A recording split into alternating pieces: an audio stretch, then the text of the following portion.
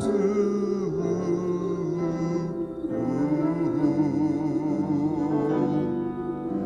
throne.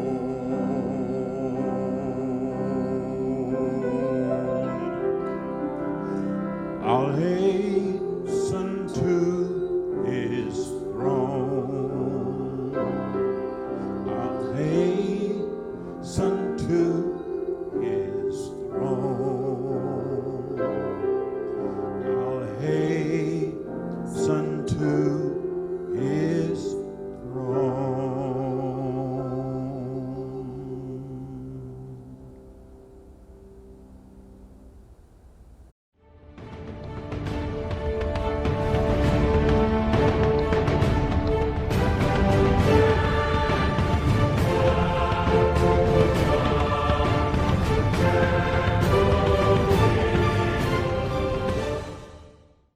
The title of my sermon today is Reparation Faithfulness. Reparation Faithfulness.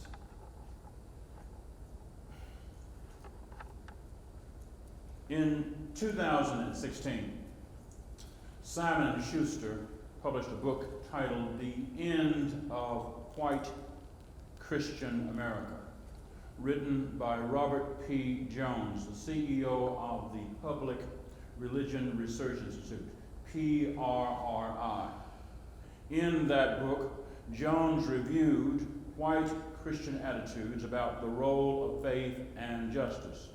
And he reported about the decline, about how white Christians feel insecure about the decline of their influence in the face of public acceptance of equality for lesbian, gay, bisexual, transgender, queer, and intersex, LGBTQI, children of God. Jones also analyzed public opinion research dealing with white Christian insecurity about growing demands by black children of God that the United States address systemic racial injustice after the deaths of Eric Garner in New York in July of 2014 and Michael Brown in Ferguson, Missouri in August 2014 and Freddie Gray in Baltimore, Maryland in April of 2015.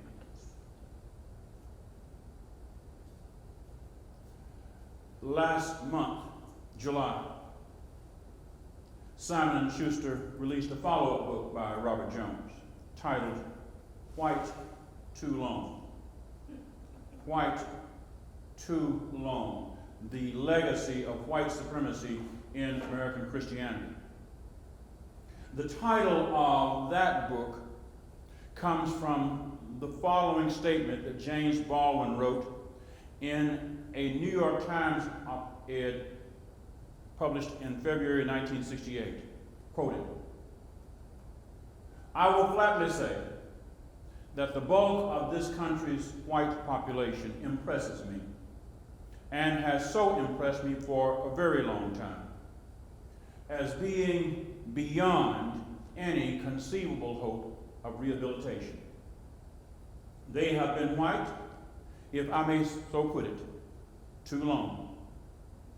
They have been married to the lie of white supremacy too long.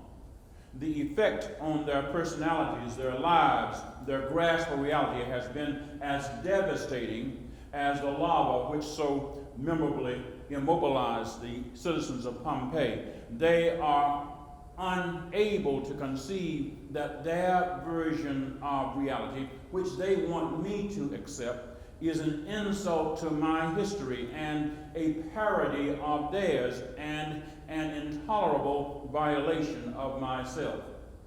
Close quote. In that book, as in The End of White Christian America, Jones combined his skill in public opinion research and his training as a Baptist theologian to analyze white Christian attitudes, but in White Too Long, Jones' focus is on white Christians, white supremacy, and racism. And in a chapter titled Mapping, M-A-P-P-I-N-G, Jones reported the following findings from public opinion research done in 2018 and 2019. Listen to this. 86%, almost 9 out of 10 of white evangelical Protestants, along with 70%, 7 out of 10 of white mainline Protestants, and 70% of white Catholics, 7 out of 10, believe that the Confederate flag is more a symbol of Southern pride than racism. However, approximately 6 out of 10, religiously unaffiliated whites, and 3/4, 7.5 out of 10, of African American Protestants report that they see the Confederate flag mainly as a symbol of racism. Jones reports, at the same time that white Christians profess warm attitudes towards African Americans, they strongly support the continued existence of Confederate monuments to white supremacy and consistently deny the existence of not only historical structural barriers to black achievement, but also existing structural injustices in the way that African Americans are treated by police, the courts, workplaces, and other institutions in the country. In every case, Jones reports, it is religiously unaffiliated whites who stand closer than white Christians to their African brothers and sisters. Jones reports, in the United States, quote, the more racist attitudes a person holds, the more likely he or she is to identify as a white Christian. Close quote. And Jones also reports that attending church more frequently does not make white Christians less racist.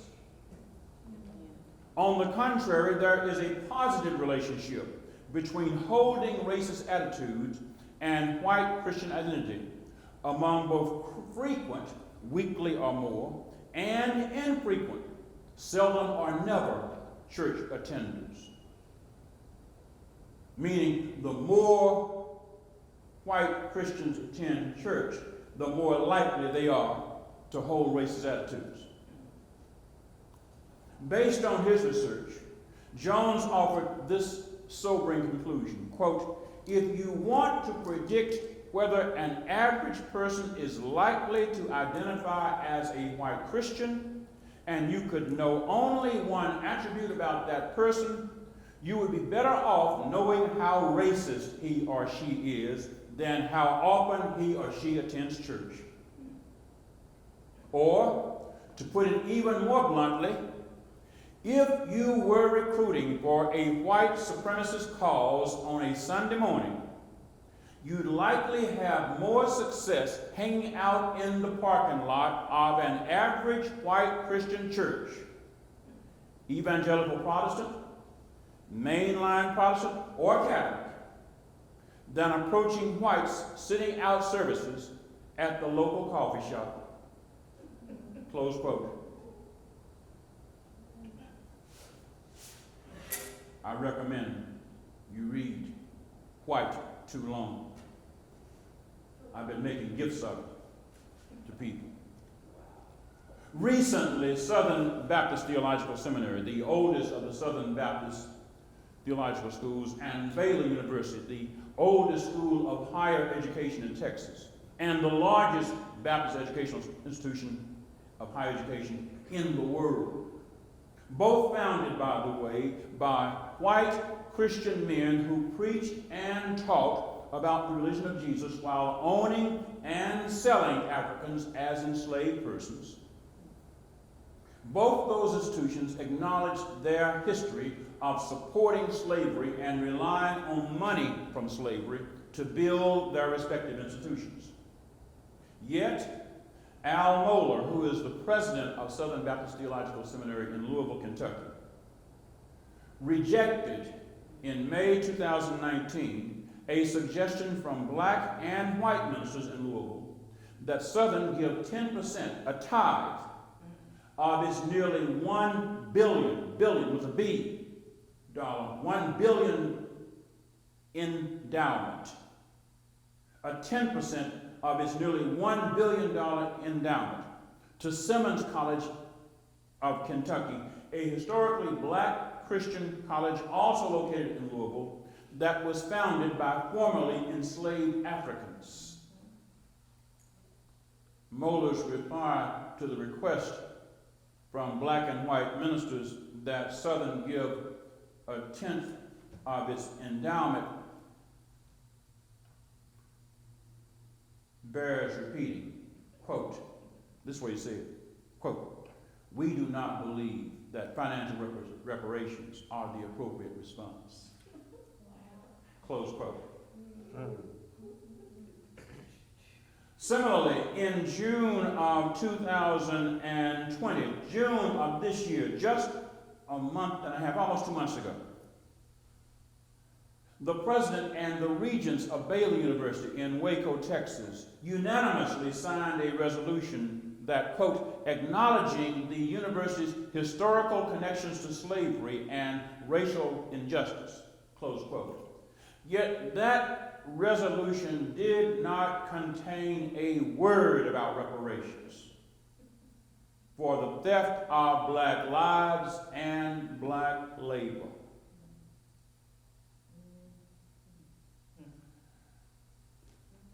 White Christians should remember these words from Exodus 3.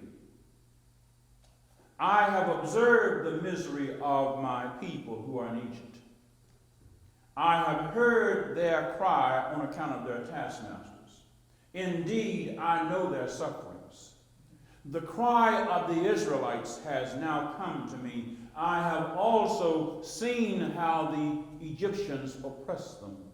The call of Moses that we read about in Exodus 3 shows that God knows that white Christians and their descendants have refused to make reparation for the 400-year debt that they owe black children of God, a debt of lost lives, of stolen labor, of unearned benefits, and of undeserved privilege created and continued by white Christian allegiance to white supremacy. God knows about the wealth received by white Christians and transferred down generation by generation, across generations, to their descendants from the unpaid labor of enslaved Africans whose descendants inherited only poverty and illiteracy and homelessness and state-licensed and religiously defended trauma and sorrow and other pain. God knows about the rapes. God knows about the kidnappings. God knows about the beatings. God knows about the maimings. God knows about the castrations. God knows about the children who were sold away from their parents. God knows about men and women, boys and girls sold from their families and bought and sold and treated like breeding stock, bred to other men, other women, other children from other families as if they were livestock.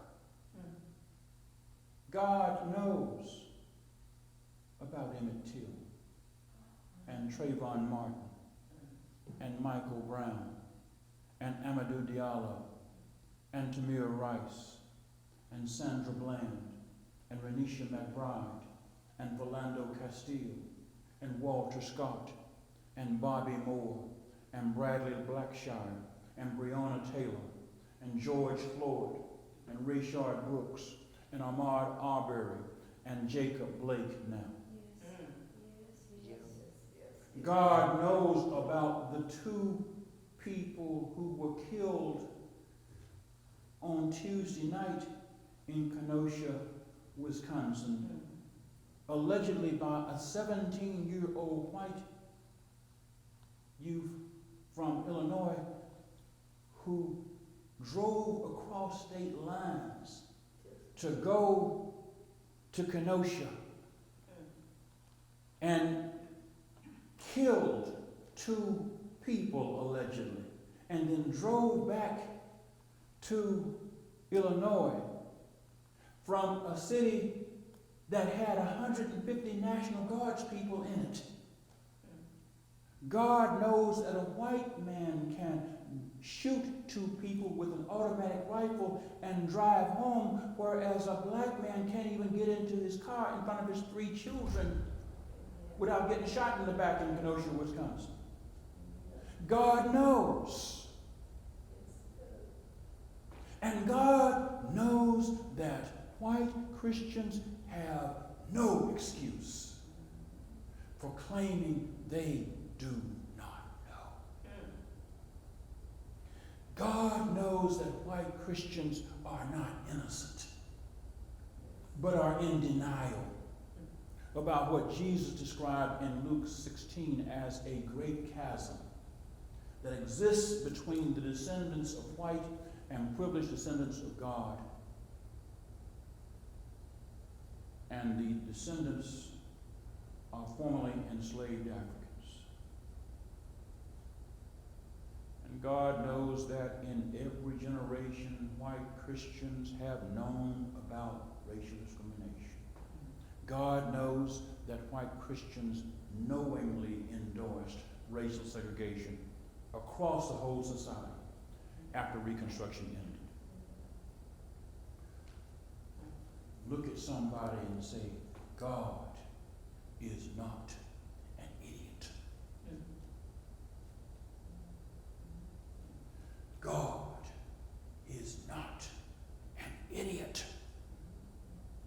God knows that white Christians have no excuse for denying the moral, the monetary, the social, and the other debt that this society owes the descendants of enslaved Africans. God is not an idiot. What's the word to Moses in Exodus 3? I have observed the misery of my people. I have heard their cry. I know their sufferings. And God knows that white Christian oppose reparations. God knows that white Christian politicians oppose reparations. White pastors and congregations take offense at the very mention of reparations, let alone conversations about it. God knows that white religious leaders like Al Mohler at Southern Baptist Theological Seminary in Louisville and the leaders of Baylor University issued reports and resolutions claiming to express remorse about the slaveholding histories and theologies of their institutions, yet refuse to engage in honest conversations with descendants of enslaved Africans about reparations. In 1995, Al Mohler was one of the Southern Baptists who was instrumental in drafting a resolution that Southern Baptists issued apologizing for slavery.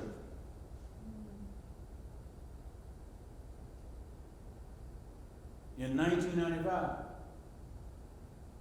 but in 2000, And in 2019, Al Mohler says financial reparations are not appropriate. What kind of apology is it that says, I apologize, I don't owe you a thing?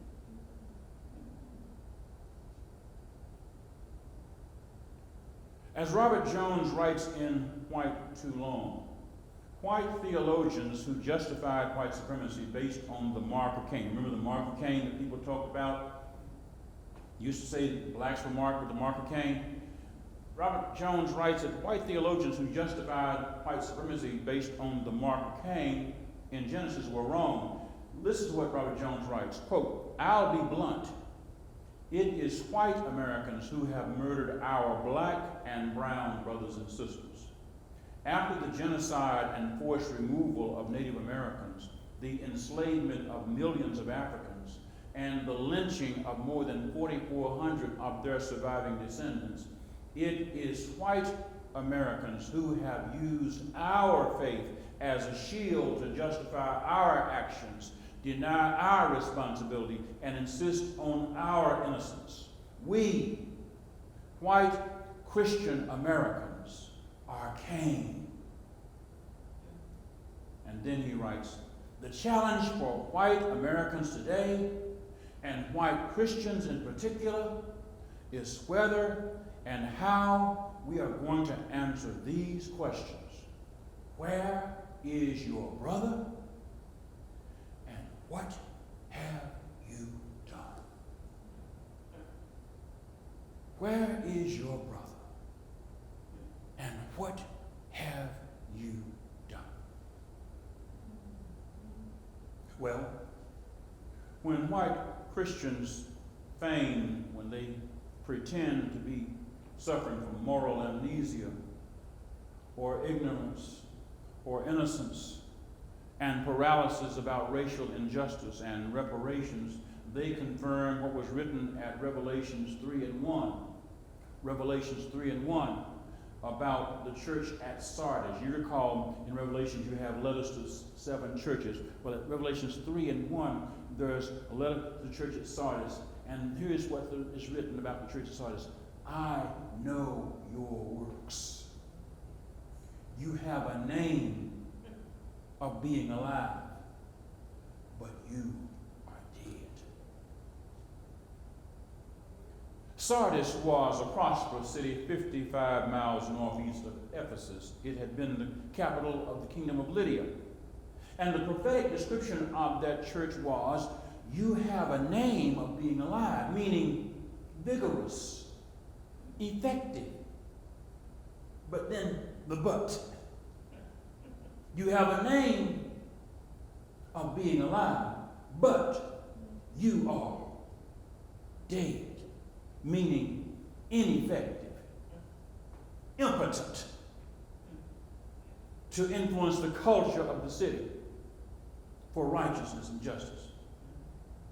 When we apply the word about Sardis to white Christian America and its impact on white supremacy, the words of James Baldwin strike home. White Christians have enabled white supremacy in this society because they have been, as James Baldwin says, white too long. And this truth is obvious whenever the issue of reparations for systemic racial injustice inflicted on enslaved Africans and their descendants is raised with white Christians.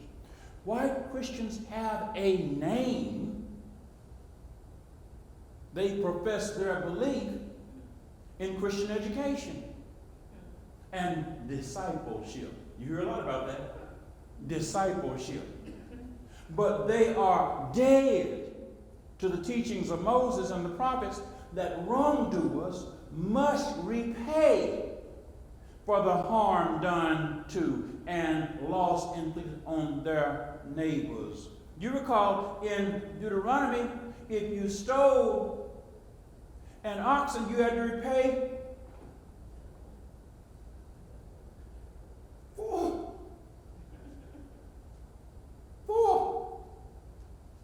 You had to repay.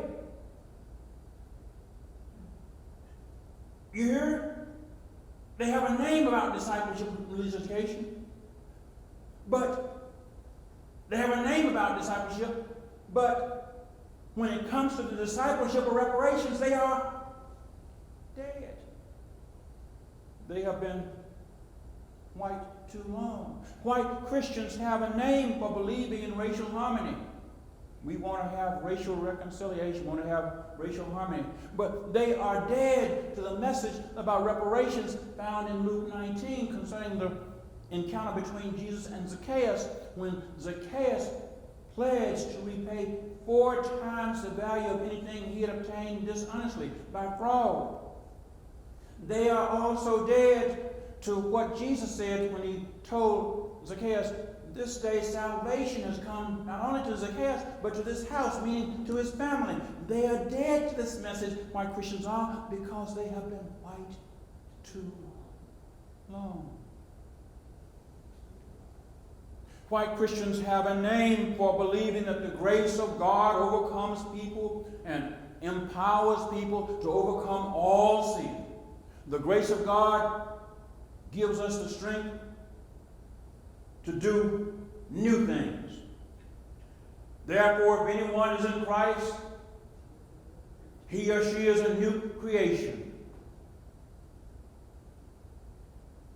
Yet, white Christians are dead to the truth that the great chasm that exists between themselves and the black children of God, revealed by their active disregard and their willful ignorance and their inexcusable pretense of moral and ethical amnesia and paralysis concerning the reparations debt owed to black children of God because of 400 years of white supremacy and racial injustice, also separates white Christians from God. What do you mean, preacher? Those who say, I love God and hate their brothers and sisters are liars. For those who do not love a brother or sister whom they have seen cannot love God whom they have not seen. Check me, 1 John 4:20. They've been white too long.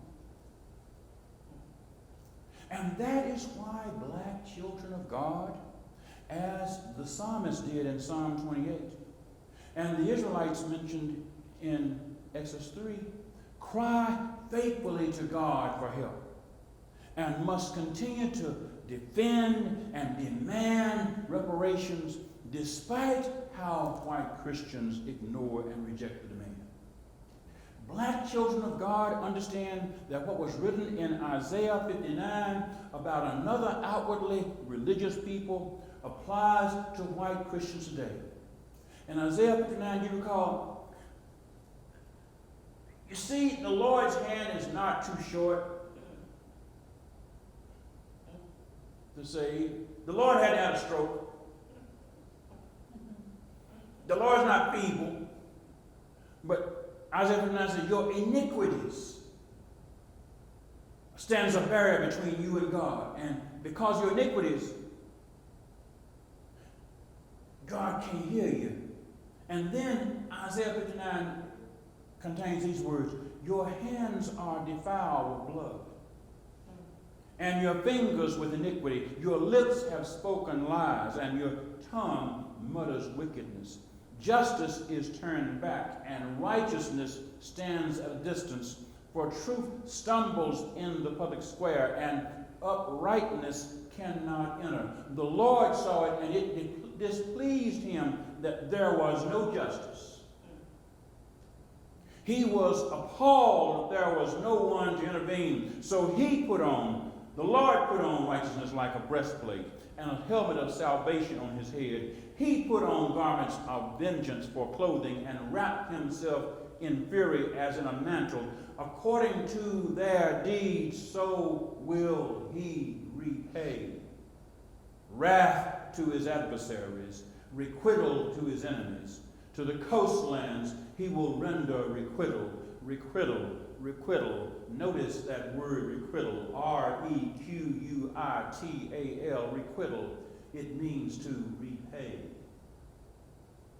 Like the psalmist in Psalm 28, black children of God have been looking to God for 400 years.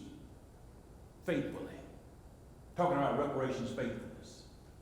Have been looking to God faithfully for requital, to be repaid from the workers of evil who speak peace with their neighbors while mischief is in their hearts. That's what Psalm 28:3 says. In the face of 400 years of violence and lies and fraud and other wickedness committed and excused and ignored by white Christians, faithful black children of God have identified with the psalmist who wrote, "Repay them according to their work, and according to the evil of their deeds. Repay them according to the work of their hands, and render them their due regard, because they do not regard the works of the Lord or the works of his hands. He will break them down and build them up no more. Blessed be the Lord, for he has heard the sound of my pleading. The Lord is my strength and my shield. In him my heart trusts, so I am helped, and my heart exults, and with my song I give thanks to him." Therefore, or hence, faithful people ought to keep demanding reparations and must not lose heart. Hence, despite setbacks and disappointments and tragedies and terrors, black children of God have got to keep faithfully demanding reparations and faithfully trusting God and faithfully singing God's praises, because that old Dr. Watts song that Richard Smallwood remixed is right. I love the Lord. He heard my cry and pitied every groan. Long as I live and troubles rise, I'll hasten to his throne. I'll hasten to his throne. When folks don't want to acknowledge the debt, I'll hasten to his throne. When folks say financial reparations are not appropriate, I'll hasten to his throne. When folks say, well, I don't know why our generation has to take it on, I'll hasten to his throne. When white Christians say, well, y'all ought to just get over it, I'll hasten to his throne. When Mitch McConnell says, well, when they elected Obama, that was reparations, I'll hasten to his throne. Or when Mitch McConnell says, I don't know how we figure out who to pay, I'll hasten to his throne. I'll hasten to his throne. I'll hasten to his throne. I'll hasten to